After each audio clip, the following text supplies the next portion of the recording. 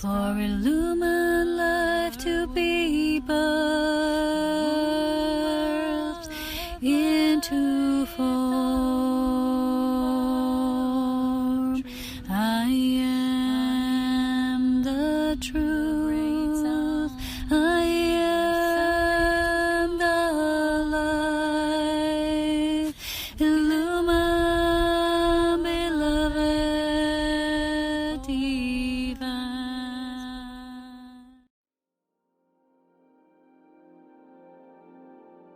So hello there everyone, here I am again, and it's a beautiful day today, a new day. As every day, you know, it's a new day, and I've been sitting here contemplating on some deep thoughts, deep things, and I've been listening to bird song. You know, I've been noticing new sounds of the birds that I've never heard before.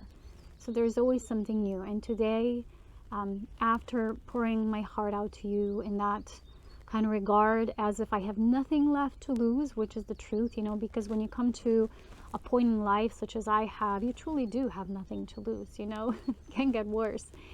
And so I was really just contemplating, and I actually woke up from this dream in the morning, and what preceded the dream was the infinite thought that keeps on playing in my mind for days and months, you know, and this thought is always the same, and the thought that is repetitive in my mind, which copies my heart. It fuels the desire of my heart, that unquenched desire, right? That unquenched thirst. And the thought is, why am I still on this planet? Why am I still here after all that I've been through and after everything that was? And all the light I've anchored here, right? So I was asking this question, and you know, I never get an answer actually. So it's interesting because it's a new kind of surrender to me. And like I've said, being in a state of not having anything left to lose also puts you in a state of surrender. You live a surrendered life. You know, it's not a life of control and knowing, which perhaps years ago I thought I do know. And there was a certain element of what, you know, we experience when we go and pursue this path, and what's being the mainstream narrative about ascension. And none of it is true. And I'll explain more about that, because it truly is such a deeply personal and intimate transfiguration process, right? Like all the masters before that went this path, they've ascended in their own intimate self. Haven't had people gathering around or people following. You know, it was all just their own transfiguration process, right? Their own mystical experience of ascending into illumined light. So the first thing I want to share is continuation of that dream. So after having that thought on a replay, I had this dream. It was very instant, like a mini premonition dream. And in that dream, I saw my mother doing like, you know, she was in this puzzled state, like in awe and speechless. And I looked at her, and there was an instant knowing that she's received a knowing that she knows and she's been told. And so it was like the Light family told her the answer, but she was unable to tell me. They actually made her swear that she will not tell me because I was not supposed to know. And so when I woke up, I knew that the message was very straightforward. It's not for my human mind to know at this time. It's not something for me to know. So even though my mother, as you know, my guardian and prophet in so many ways, you know, she's been telling many things to me that were actually the truth, and channeling them straight from, also many times from beloved Jesus, the Christ. And it's been interesting because I was in that puzzled state myself, because I also remembered in the dream asking her, well, is it good or is it bad? And she was like, no, but she was very much in that, and you know, she was forced not to say anything. So imagine receiving something like that and not being able to say anything to someone you love the most.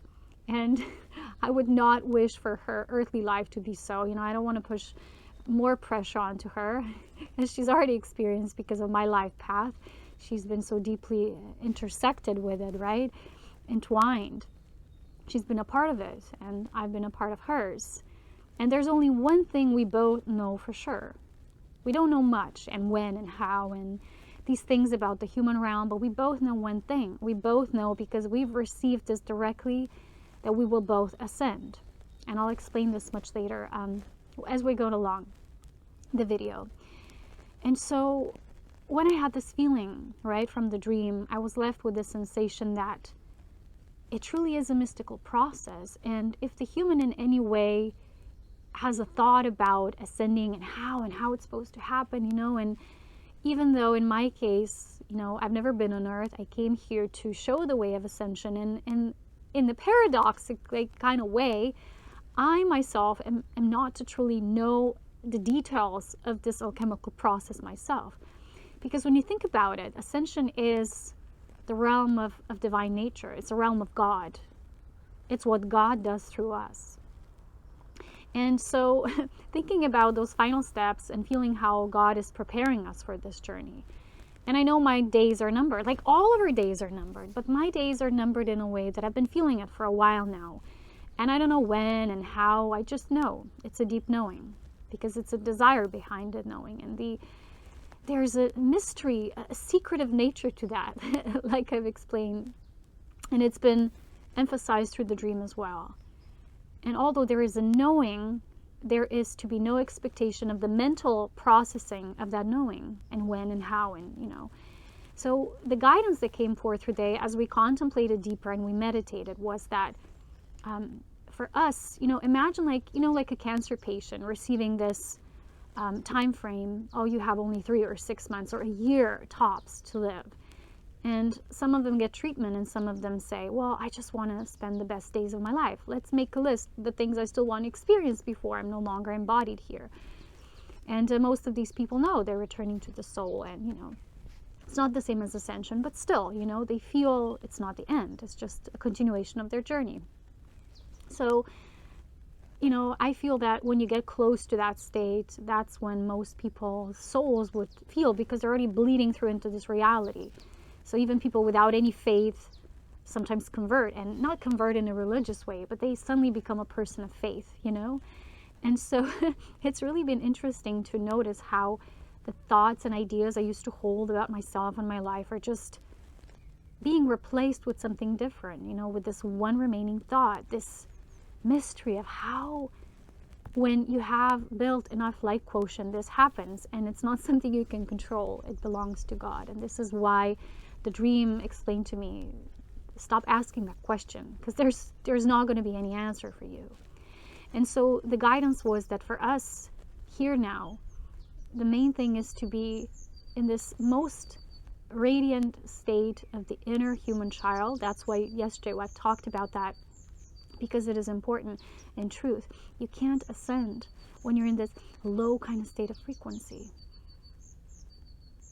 And in the absolute reality, you really can't. So it's something that runs very deep, but you can be in that kind of low state. So in my transgression experiences, I've shared it with you openly, that was also one of the indications that for me to be left in this cold state, abandoned, you know, tortured, not feeling any sense of nourishment and love. And that was the idea, right? That wasn't the idea of God and the Christ. So my vision as well is not of that. So, well, smelling smoke. So anyway, let me continue.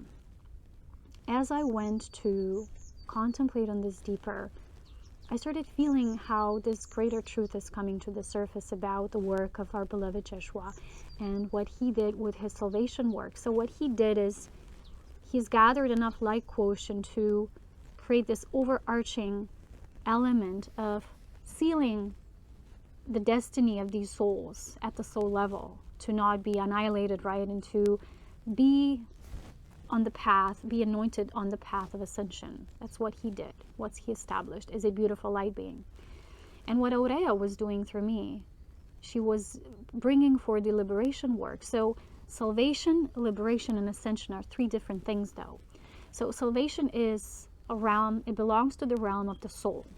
So what our beloved Jesus the Christ performed was he did that work for the soul level. That's why most people, when they think about him and what he did, and they're trying to kind of put it in an earthly framework, like what they did to our personalities doesn't fit, and also what they describe him like as a personality. So it doesn't somehow fit. because the work he did was at every single soul level, he opened up the gate for that resurrection and ascension to be real, to be a possibility, so that the soul would not remain in this fallen loop forever, right? And eventually just annihilate itself because it went so deep into the darkness. The liberation work is the next step. And the liberation work is how I'm seeing it, how I'm being shown through Aurea spirit, through my spirit mother, is that the liberation touches our human aspect. So it's all the work that the human burdens, the burdened human self needs to go through to open up the gate for that salvation of the soul, which already is. It's been done, right? For those souls who've chosen it, it's there. But sometimes the human personality is still so deeply burdened that that aspect can start coming through. It can't merge with ourselves fully. So the liberation work is all activities of the light, all that I've ever been sharing for these years, these body illumination processes. And aside from what I've been talking to you about here in these general updates, which are still very broad, I started doing this work years ago on Patreon, which went much deeper into what we actually had to do. And not many people joined, but I feel it was a legacy, perhaps just slightly touched upon, and the seed was planted. The work remains, you know. There's many souls who have received the salvation already, but they're going to have to do liberation work in the next times to come, might be lifetimes even for some.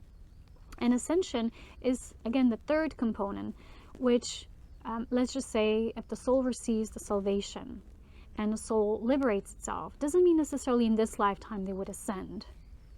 Because there's these are three connected, but somehow also separate processes, which we each have to go through in an individual way. So the liberation work is that which follows the salvation work, and it basically prepares a being physically, because they kind of unburden all those aspects, right? That, you know, the Christ calls the burdened human persona, which are the roadblocks to that which, you know, cannot be revealed from us, through us completely. And all the things that still keep one in bondage. So many people would feel, well, as a soul, I'm free, but they keep on returning as a human. There is a reason for that. It's because the liberation work has not been done. And this is the seed that the Aurea has been planting through me. And so the next step is ascension. And ascension now is the most mystical part of that process, because no one can contain it in a box and say, well, this is how it happens and that's when it happens. The New Age has been painting a picture like ascension is this global process.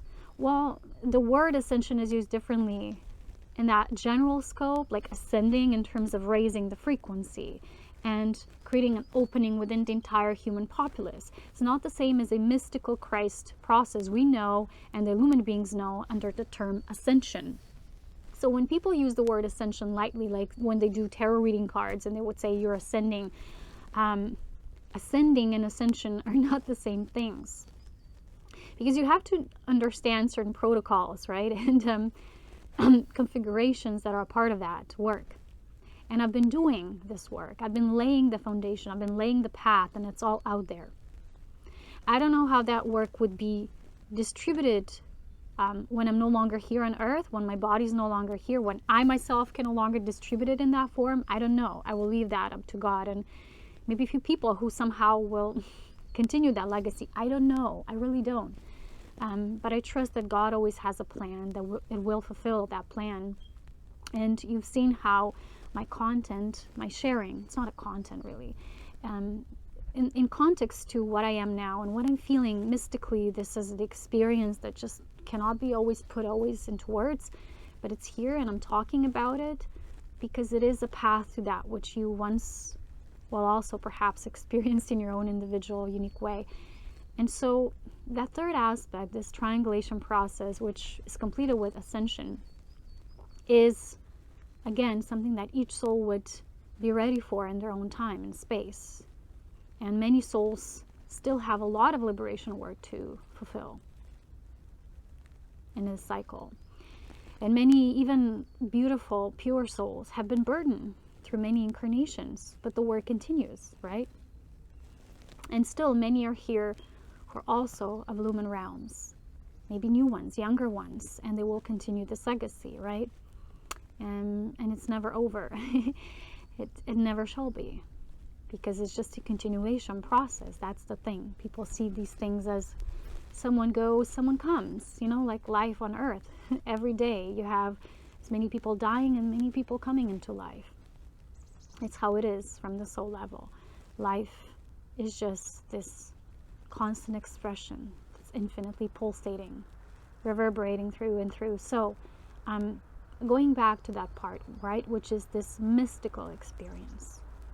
I can't directly put into words exactly where I am in this path, but I know I'm being prepared for this last stage of my journey, because I've really seen it as the last one.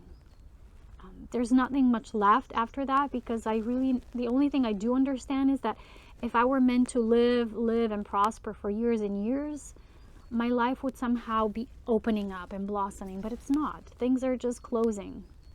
The gates of physical life are like closing in that sense. But I see that closing as a new opening, and I'm once again reminded of another beautiful dream that my mother had a few months ago. And it was so vivid when she explained it to me.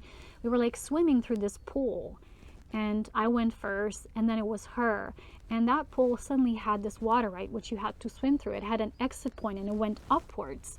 And as she was climbing upwards, she found herself in this kind of like hill terrain. It was all beautiful and full of sunlight. And I was there, and my beloved partner was there. And we were kind of like greeting her and welcoming her. So maybe she was having dreams of her own ascension. But it was really beautiful. It was like I was already there, and I was like giving my hand. And this is what we do. When each of us ascends individually, then another would follow, and who's ready. And for me, I know that one soul who I know that will follow the legacy and will have that in this lifetime, I know it's to be my mother, because I've seen it. I do not know the when and how, and the alchemy that God does, that God does through us. Because as a human, I never ascended before. Probably many times in different realms we've performed this, but never as a human for me. This is new. And so it remains a mystery even to me. But what I felt today really strongly was to hold that vision steady, not as something scary, because it's something that for me is a continuation of life. It's the life eternal. It's my ultimate desire, when every single desire is not as important anymore to me.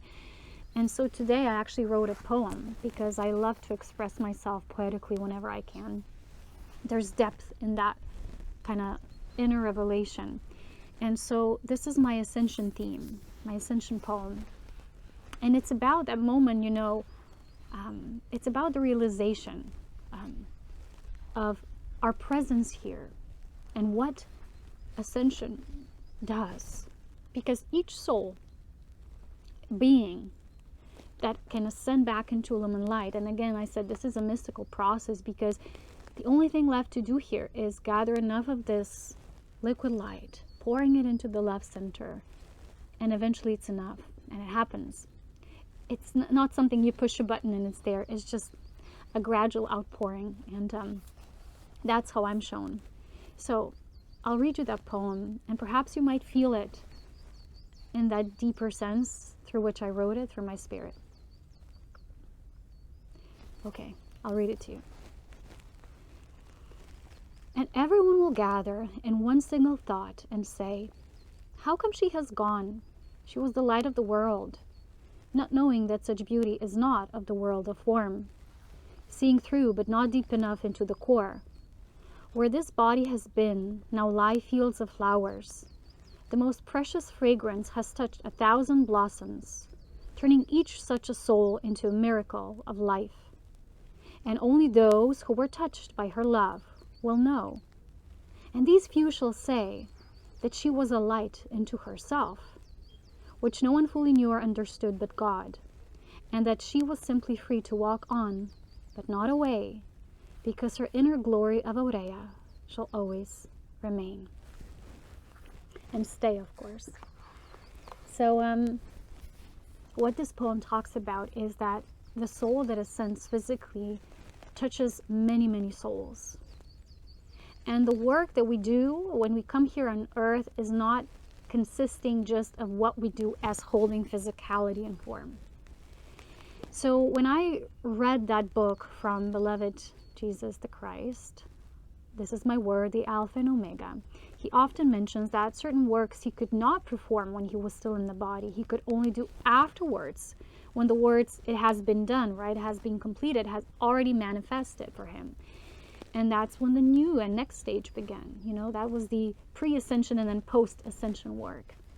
And we can't fulfill that work, you know, if we're stuck on a loop somewhere. And this is why I always say this is God's plan. It's not some human's idea, or yeah, but you're still needed in this world. I remember reading that similar version of Mother Mary's Ascension in Aurea from, what was the book? I think it was, there were stories of creation from Aurea, right? I don't know the title, which one. But there was the story of Mary's ascension, how she went into this cave and had the new dream and dreamt of life.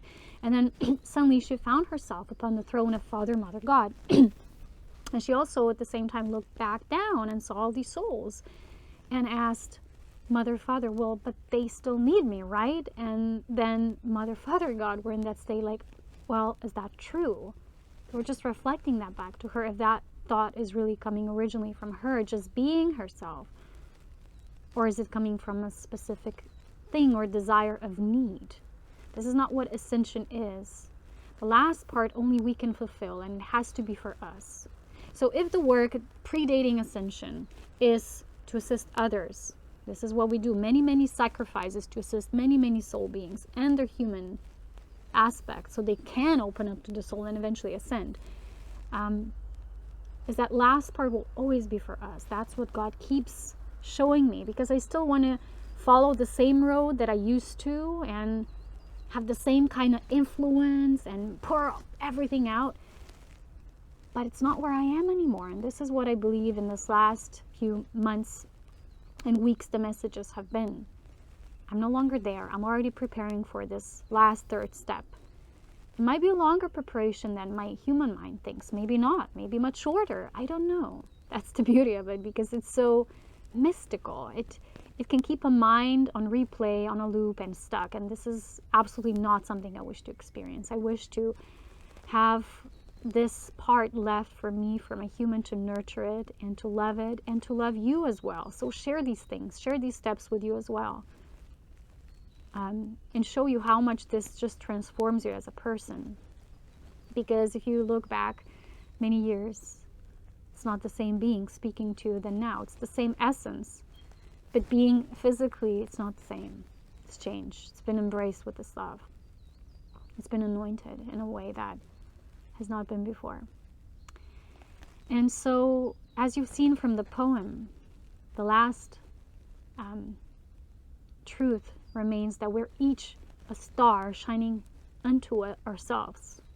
We're each a unique star that revolves around our center. And our being here is not of need. We're not sent here because God needs us or humans need us. It's a self-fulfillment. It's a longing that each soul feels. Like if a light being feels, oh, I long to be of assistance, I feel that. Light being comes. It's granted, and it has and it leaves an imprint. It's a powerful one, right? That analogy with many, many blossoms being touched, but the fragrance of the essence of the ascender or the ascending one, how it touches upon many souls. These are actually souls, not physical flowers, right? Soul, each soul is a flower. And those who would know would understand that that third step for each being is not for the others, it's for the self to fulfill. This is why the desire comes of the human. The human then says, but I'm now ready for this. I've been the vessel for the Christ. I've been on this path. And those of you who might experience this as a silent path of your own one day, not necessarily this lifetime, but this is being planted in you now. You're seeding it. As we speak, as you're listening, you're already being fed something, perhaps not so fully consciously, but you are still, nonetheless. And so it remains, and one day it opens up, this whole new vortex inside. And yeah, so these few steps, I don't know, I'm feeling very contemplative. I've always been a deeply thinking kind of person and contemplative, but this is like a whole new level for me. It's all these questions, you know? And I know this means that the alchemy has already begun. The process has already begun. But it's not a process we have a date of end goal to. Only God knows. So thank you for listening and tuning into the recording and hearing my song, my poem. There's many more to come probably. And all I wish to do is sit with you, love you so much until I'm still here. And myself as well. And the reason why I say until I'm still here is not to give an impression of, oh, something ending and we're supposed to be sad, because, right, we don't know. But every day is numbered, right? We all know that physicality is just a passing stage.